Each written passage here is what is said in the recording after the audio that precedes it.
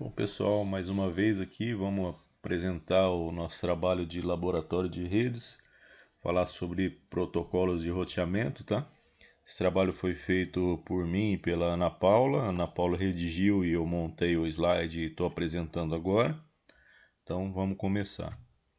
A gente vai falar um pouco aqui apresentando o conceito, o conteúdo, né? A gente vai falar de conceito, características, protocolos internos, os protocolos externos. A conclusão é bibliografia. Começando com o conceito, né? Aqui a gente tem quando um roteador se comunica com o outro, levando as informações de comunicação entre dois hosts, né? Entre dois equipamentos de rede, né? Ele tem a função de escolher a melhor rota com segurança entre esses dois pontos. Esse é um preceito do roteador, né?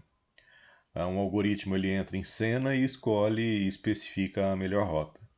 O protocolo de roteamento ele compartilha as informações com os que estão à sua volta, fazendo que todos os roteadores possuam conhecimento sobre a rede e sua topologia.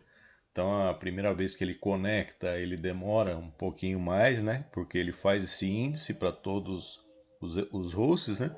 E depois disso, todos passam a saber os endereços e se conhecerem ali dentro do sistema. As características, né? Características específicas de protocolos de roteamento, eles incluem as formas, né, pela qual elas evitam loops de roteamento, a forma que ele seleciona essas rotas preferenciais, usando essas informações sobre custo de saltos, tempo necessário para alcançar a convergência de roteamento, a escalabilidade e de outros fatores. A gente tem dois tipos de protocolos, né, o interno e o externo, e dois tipos ali de algoritmos, um que é baseado em vetor de distância e o outro que é baseado em estado de enlace. E 5 protocolos internos, que é o RP, IGRP, IGRP, OSPF e o ISS integrado. Né? No RP ele é o mais antiguinho aí, que ele foi desenvolvido pela Xerox, né? Por volta dos anos 80, para utilizar na rede própria deles, né, da Xerox Network Systems. O protocolo dele é intradomínio. Seus benefícios são a facilidade de configuração, o algoritmo não precisa de poder de computação, ele funciona em pequenos ambientes, mas apresenta limitações para utilizar em redes grandes, porque ele tem uma convergência lenta e um grande consumo de largura de banda. Então ele é meio que descontinuado aí. Depois a gente tem o IGRP, né? Ele foi criado pela Cisco também nos anos 80. Seu algoritmo determina o melhor caminho entre dois pontos dentro de uma rede, examinando a largura da banda e o atraso da rede entre os roteadores. Ele converte um pouco mais rápido que o RP, evitando loops. Mas também é um protocolo antigo. E depois a gente tem o EIGRP, que é um aprimoramento do IGRP da própria Cisco, né? E ela foi feita para suportar redes grandes, complexas e críticas.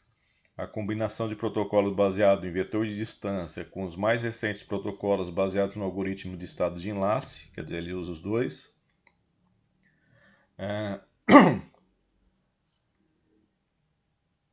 Só que ele tem uma desvantagem que ele não está disponível em equipamentos sem ser da própria Cisco.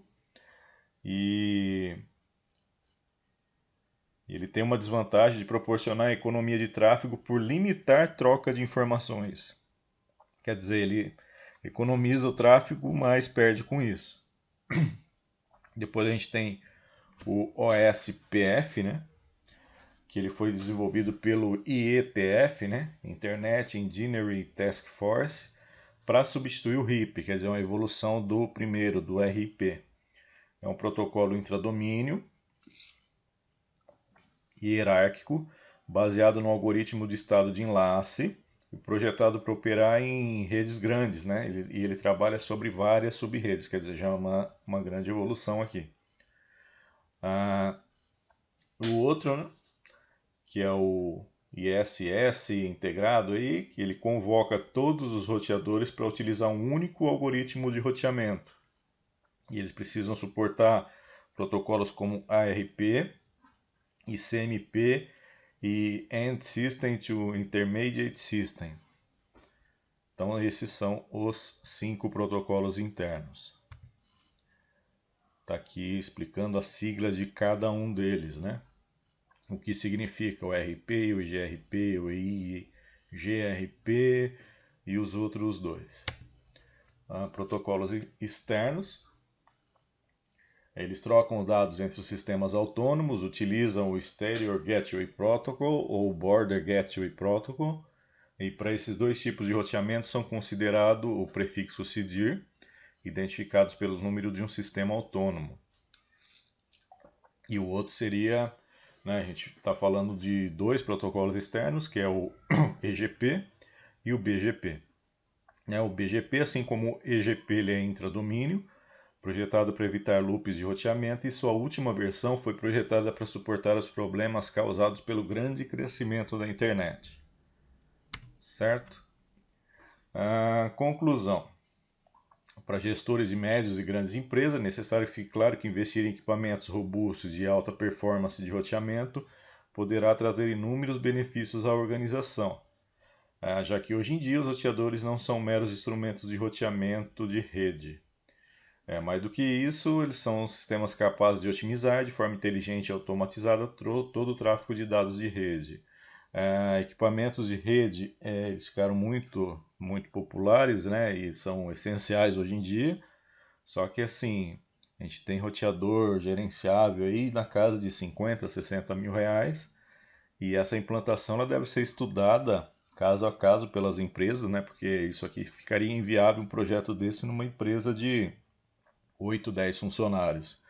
Então, você tem que saber o que você tem de tráfego, o que você precisa de confiabilidade, de velocidade, né, para poder apresentar para a empresa. Não adianta eu querer gastar muito para uma empresa que não suporta isso, como não adianta eu colocar um equipamento muito barato ou pouco confiável numa empresa que gera muita informação, que gera dados críticos e precisa de segurança, que precisa de gerenciamento. Então isso aí deve ser estudado caso a caso. E, por fim, a bibliografia, os 3 sites que a gente usou para pesquisar esse conteúdo. E por hoje é só, muito obrigado e até breve.